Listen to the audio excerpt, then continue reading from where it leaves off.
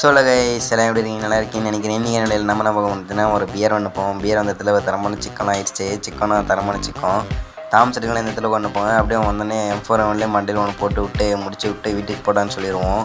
வீட்டுக்கு போடான்னு சொல்லிட்டு அப்படியே உட்காந்து அவங்க லூட் அடிச்சுட்டு தாம்ஸ்லாம் எடுத்துன்னு அப்படியே இந்த சைடில் வரும்.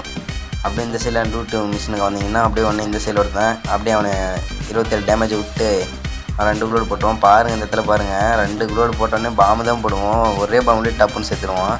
நம்மளுக்கு வேறு அந்த பாம்பில் டேமேஜ் ஆகிருந்துச்சா டக்குன்னு நம்ம அந்த பாம்பில் லூட் அடிச்சுனே கூட இன்னொருத்த வந்துடுவோம்.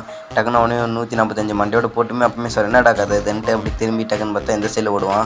அவனை அப்படியே முடிச்சு விட்டு அப்படியே இந்த சைடில் கதவுக்கெல்லாம் குளோடு போட்டு அடிச்சு விட்டு அப்படி இந்த சைட்லையும் போட்டுவிட்டு லூட் அடிக்க ஆரம்பிச்சிடுவோம். அப்படியே இந்த இடத்துல வந்து பார்த்திங்கன்னா நம்மளுக்கு அடிச்சாட்டில் நம்மளுக்கு 11 ஹெச்பியில் நம்மளை இது பண்ணி விட்டோம், மிஸ் பண்ணி விட்டோம்.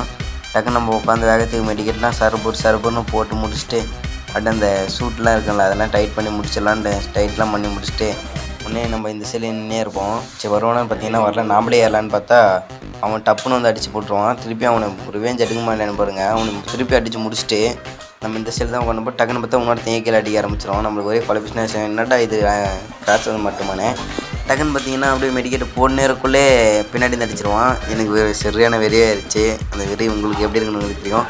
அப்புறம் பார்த்தீங்கன்னா இந்த இடத்துல பார்த்தீங்கன்னா கிராஸ் ஆகும். டக்குன்னு அவனையும் முடிச்சு விட்டு திரும்பி இந்த கல்லுக்கு வந்து பண்ணக்குள்ளே அவன் திருப்பி அடிப்பான். அவனையும் முடிச்சு விட்டு அப்படியே அவ்வளோதான்.